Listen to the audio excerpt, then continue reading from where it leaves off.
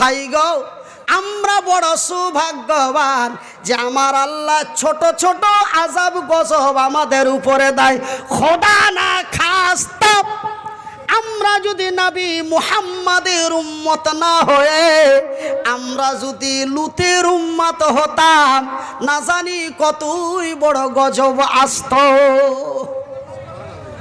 কিন্তু ভাগ্য ভালো, আমরাই বড় সৌভাগ্যবান যে আমরা শেষ নবী, আখেরি জামানার নবী, নবী মুহাম্মদুর রাসূলুল্লাহ বলুন সাল্লাল্লাহু আলাইহি ওয়াসাল্লাম, এই নবীর উম্মত আমরা। কিন্তু বন্ধুরে, আল্লাহর আযাব, আল্লাহর আযাব, আল্লাহর গজব আল্লাহর জমিনে যখনই তখন আসে, যখন আল্লাহর জমিনে বড় অন্যায় অবিচার হয়। কিন্তু ভাই গো, আজকে ভারতের মাটি বলে নয়, সারা বিশ্বের মাটিতে তথা আল্লাহর জমিনে, মুসলিম দেশ বলে নয়, অমুসলিম দেশ বলে নয়, আজকে আল্লাহর জমিনে যেই বড় বড় অন্যায় অবিচার হয়, যদি আমরা নবী মুহাম্মাদের উম্মত না হতাম, না জানি কতই বড় গজব আমাদের কাছে আসতো। যেমন হযরতে লূত আলাইহিস সালাতু সালাম বলে একজন নবী ছিলেন, এমনি করে হযরতে মূসা আলাইহিস সালাতু সালাম বলে নবী একজন নবী ছিলেন, এমনি করে হযরতে নূহ আলাইহিস সালাতু সালাম বলে একজন নবী ছিলেন। ওই নবীর উম্মতের উপরে কত বড় বড় আযাব গজব এসেছে, কিন্তু এখন পর্যন্ত নবী মুহাম্মাদের উম্মতের উপরে আসে নাই। ভাই গো, আমার নবী, আল্লাহর নবী, দয়ার নবী, বিশ্বের নবী, কত আল্লাহর প্যারা হাবিব, একটু বাংলা ভাষা দিয়ে শুনেলিন। ভাইজান, আমার নবীর আগে একটি নবী এসেছিলেন, সেই নবীটির নাম হলো হযরতে ঈসা আলাইহিস সালাম। ভাই গো, কেউ যদি এমএলএ হতে পায়, ও কি এমএলএর চামচা হতে চায়? কথা বলে একটু সবাই জোরে বলি। কেউ যদি এমপি হতে পায়, ও কি এমপির চামচা হতে চায়? কেউ যদি বড় বক্তা হতে পায়, ও কি বক্তার চামচা হতে চায়? কিন্তু দেখুন রে, কত বড় ইতিহাস, যিনি হলেন একজন বিশ্বের নবী, হযরতে ঈসা আলাইহিস সালাতু সালাম, যাকে আমার আল্লাহ নবী রূপে, নবী নবুয়ত দিয়ে আল্লাহ তার জমিনে পাঠিয়েছেন। সেই হযরতে ঈসা আলাইহিস সালাতু সালাম আল্লাহর দরবারে ফরিয়াদ করে বলে, আল্লাহ তুমি আমারে নবী না বানাইয়া, সুবহানাল্লাহ বলা যায় না? একটু সবাই মিলে বলা যায় না? হযরতে ঈসা বলে, গো আল্লাহ তুমি আমারে নবী না বানাইয়া যদি আখেরি জামানার নবী, নবী মুহাম্মাদের উম্মত বানাতে রে, আমি ঈসা না জানি কত খুশি হইতাম। নারায়ে তাকবীর, নারায়ে তাকবীর, নারায়ে রিসালাত, নারায়ে হায়দারি। আল কোরআনের আলো, আল কোরআনের আলো, আল হাদিসের আলো। একবার বলি লা ইলাহা ইল্লাল্লাহ, লা ইলাহা ইল্লাল্লাহ, লা ইলাহা ইল্লাল্লাহ, সুবহানাল্লাহ ওয়ালহামদুলিল্লাহ, ওয়া লা ইলাহা ইল্লাল্লাহ, ওয়া লা ইলাহা ইল্লাল্লাহ। আমার বিশ্ব নবীর ধৈর্য দেখো ওগো মুসলমান, আমার বিশ্ব নবীর ধৈর্য দেখো ওগো মুসলমান। কর্ম তাহার সেটাই ছিল বলে কোরআন আল্লাহুম্মা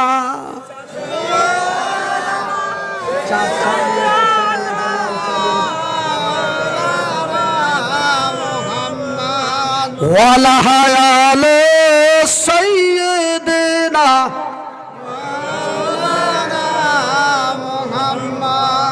हरदम जापे से निकालो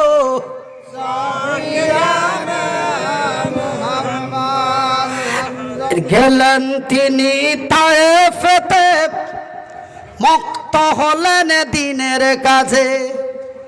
আমার রাসূল, আমার নবী এই পৃথিবীতে এই দ্বীনকে প্রতিষ্ঠিত করতে যে বিশ্বকে কি ইতিহাস দিয়েছে একটু শুনলেন। যেই নবী এই মাসে তার আগমন হয়েছিলেন, এ গেলেন তিনি তায়েফেতে মুক্ত হলেন দ্বীনের কাজে। কাফেরেরা পাথর মেরে, বেদিনেরা পাথর মেরে, কাফেরেরা পাথর মেরে, বেদিনেরা পাথর মেরে করলো লহুলান। আমার বিশ্ব নবীর ধৈর্য দেখো ওগ মুসলমান। আরে আমার আম্মা জানেরা, রে আমার আব্বা জানেরা, যতই দুঃখ আসুক না কেন, যতই কষ্ট আসুক না কেন, আল্লাহ তার পবিত্র কোরআনে বলেন ইন্নাল্লাহা মা'আস সাবিরিন, নিশ্চয় আমি আল্লাহ সবুরকারী ধৈর্যধারীকে আমার রহমতের নজর দিয়ে দেখি। আমার আব্বা জানেরা, রে আমার পরদানাসীন মায়েরা, আমরা যদি একটু স্বামীর জ্বালা যন্ত্রণা হয় বলে ফাঁসি দিয়ে দিব, বিষকে নিব, তোর বাড়িতে থাকবো না, না না না না। মারে আমার বোনেরা, আমার রাসূল কত ধৈর্যশীল ছিলেন, আমার নবী কত সহ্যশীল ছিলেন। ভাই গো, আমার নবীর উপরে যত নির্যাতন, অত্যাচার, জুলুম, অবিচার হয়েছে, এমন নির্যাতন, নিপীড়ন, অত্যাচার, অবিচার মনে হয় অন্য কোনো নবীর উপরে হয় না। এখন আমার নবীর কি ধৈর্য! আমার রাসূল মক্কা, মদিনা এবং তায়েফে এই তিনটি জায়গায় বিশ্বের কাছে, এই তিনটি জায়গায় কালেমার দাওয়াত দিতে যে নবীর উপরে কত নির্যাতন, নিপীড়ন হয়েছে। বন্ধুরে, আমার নবী, আল্লাহর নবী, দয়ার নবী, বিশ্বর নবী যখন তায়েফের উদ্দেশ্য হলেন, তায়েফের মাটিতে আওয়াজ উঠে গেল, বলে একজন ব্যক্তি তায়েফের মাটিতে, তায়েফের জমিনে আসবে, তার নাম হলো আখেরি নবী, তার নাম হলো আহমদ এবং মুহাম্মদ। সেই ব্যক্তি যেন আমাদের দেশে আসবে, এই তায়েফের মাটিতে আসবে, আর আমাদের খোদাকে বাদ দিয়ে ওর খোদাকে মানতে বলবে। ও যখন তায়েফে আসবে, রে তায়েফবাসী তরুণ যুবকের দলেরা, তোমরা রেডি হয়ে থাকো। ও যখন তায়েফের মাটিতে আসবে, তার উপরে বড় নির্যাতন, অত্যাচার করো, যেন সেই যেন তাকে এমন আঘাত করো। ভাইজান, আমার রাসূল, দয়ার নবী, বিশ্বর নবী যখন তায়েফের মাটিতে গেলেন, সেই তায়েফের কাফের বেদিনের দলের এমন করে রাসূলকে পাথর আঘাত মারতে লাগলেন।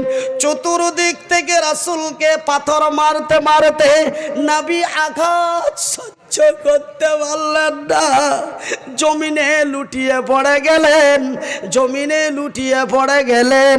ভাই গো, হাদিসের মধ্যে পাওয়া যায়, কোরআনের মধ্যে পাওয়া যায়, আমার রাসূল মক্কা এবং মদিনার মাটিতে যত সাজা, যত কষ্ট পেয়েছে, মক্কা এবং মদিনার মাটিতে আমার রাসূল যত কষ্ট পেয়েছে, তার চাইতে বেশি কষ্ট পেয়েছে তায়েফের মাটিতে। ভাইজান তায়েফবাসীরা আমার নবীর উপরে এমন নির্যাতন অত্যাচার করলো, আমার আল্লাহ নিজেই বরদাস্ত করতে পারলেন না। আমার আল্লাহ জিবরাইলকে ডেকে বললেন, ওগো জিবরাইল, তাড়াতাড়ি তায়েফের মাটিতে যাও, আর আমি আল্লাহ তোকে পারমিশন দিলাম রে জিবরাইল, দুটো পাহাড় দিয়ে তায়েফবাসীকে মরুভূমি পাথর বানিয়ে দাও। আমি তায়েফবাসীর রাখবো না। কেন? আমার প্যারা হাবিব, আমার প্যারা হাবিব, আমার বন্ধু, আমার রাসূলকে তারা এত মার মেরেছে রে, আমি আল্লাহ বরদাস্ত করতে পারি না রে জিবরাইল। তাড়াতাড়ি তায়েফের মাটিতে যাও, আর তায়েফবাসীকে পিষে পিষে ধুলিসাৎ করে দাও। জিবরাইল নবীর কাছে এসে গেলেন, তায়েফের মাটিতে এসে নবীর কাছে এসে জিবরাইল বলেন, ওগো নবী, আমার আল্লাহ আমারে পাঠিয়েছেন এই তায়েফবাসীরা আপনার উপরে যেই অত্যাচার অবিচার জুলুম নির্যাতন পাথর দিয়ে আঘাত করেছে, আমার আল্লাহ বরদাস্ত করতে পারেন নাই। তায়েফবাসীকে গুটিয়ে দেওয়ার জন্য, তায়েফবাসীকে বরবাদ করে দেওয়ার জন্য আমার আল্লাহ আমাকে ফুল পারমিশন দিয়ে পাঠিয়েছে। নবী গো, আপনি একটু বলুন, আমার রাসূল দয়ার নবী, বিশ্বের নবী, আখেরি জাহানের নবী, নবী মুহাম্মাদুর রাসূলুল্লাহ, বলুন সাল্লাল্লাহু আলাইহি ওয়াসাল্লাম। রাসূল বলেন, ওগো জিবরাইল, আমার আল্লাহ বলেছে আমিও বলে দেব, আমার আল্লাহ পারমিশন দিয়েছে আমিও পারমিশন দেব। কিন্তু জিবরাইল রে, আমার আল্লাহর খবর জানো, যেমন তুমি আমার কাছে নিয়ে এসেছো, আমার খবরটা আমার আল্লাহর কাছে নিয়ে যাও। জিবরাইল বলে, কি গো নবী, ওগো আল্লাহর হাবিব, আপনার খবরটা কি? আমার রাসূল বলেন, জিবরাইল রে, এই লোকটা আমার ঘাড় ধাক্কা দিয়েছে, এই লোকটা আমাকে পাথর দিয়ে মেরেছে, ওই লোকটা আমার ঠ্যাং ধরেছে চিড়িয়েছে, ওই লোকটা আমাকে, ওই লোকটা পিছন থেকে আঘাত করেছে, আমাকে নানান নির্যাতন নিপীড়ন করেছে। কথাটা সত্য, আমার আল্লাহ বলেছেন এটাও সত্য, আমার আল্লাহ তাদের মেরে দিতে বলেছেন এটাও সত্য। কিন্তু জিবরাইল, কত মায়ের পেটে 2 মাসের শিশু আছে, কত মায়ের পেটে 6 মাসের শিশু আছে, কত মায়ের পেটে 9 মাসের। সুবহানাল্লাহ বলা যায় না? বাংলা বুঝেন না? জোরে বলি, সবাই বলি। কত মায়ের কোলে 9 মাসের শিশু আছে, কত মায়ের কোলে 6 মাসের শিশু আছে। এই মায়ের পেটের কচিগুলি, মায়ের কোলের কচিগুলি আমার উপরে কোনো অন্যায় অত্যাচার করে নাই। কথা বোঝা যায়? কথা বোঝা যায় না শোনা যায়? দেখেন আমার রাসূল কি ধৈর্যশীল। নবীকে যেই মার মেরেছিল, এত বড় অফার আল্লাহ দিলেন তাদের পিটিয়ে দেওয়ার জন্য। রাসূল তো নিজেই বলতে পারতেন, আল্লাহ বাঁচাও, এদের গোষ্ঠী মেরে দাও, বলতে পারতেন কিনা? পারতেন কিনা? কিন্তু না না, আমার প্যারা হাবিব এমনই এক হাবিব রে, আমার রাসূল যতদিন তার জামিনে ছিলেন, আল্লাহর জামিনে যতদিন আমার রাসূল জামিনের উপরে ছিলেন, একটা কচি বাচ্চা থেকে নিয়ে একটি বৃদ্ধ পর্যন্ত তথা মক্কা মদিনা তায়েফের মাটিতে হিন্দু জৈন বৌদ্ধ খ্রিস্টান ইহুদি নাসারা দেওবন্দি বেরেলি হানাফি কাদিয়ানি মালিকি হাম্বলি শিয়া সুন্নি খান পাঠান, এমন কোন জাতি ধর্ম, এমন কোন ছোট বড় আমার রাসূলের দ্বারাই দুঃখ পায় নাই। নারে দেখবে গেলেন তিনি তায়েফেতে, মুক্ত হলেন দিনের কাজে। কাফেরেরা পাথর মেরে, বেদিনেরা পাথর মেরে করলো লহলান। আমার বিশ্ব নবীর ধৈর্য দেখা অগ মুসলমান। জিবরাইল আসিয়া বলে পর্বতমালা দেব ফেলে। জিবরাইল আসিয়া বলে পর্বতমালা দেব ফেলে। ডুকুরে ডুকুরে কেঁদে কেঁদে, ডুকুরে ডুকুরে কেঁদে কেঁদে মরিবে শয়তান। আমার বিশ্ব নবীর ধৈর্য দেখা ওগ মুসলমান। আল্লাহুম্মা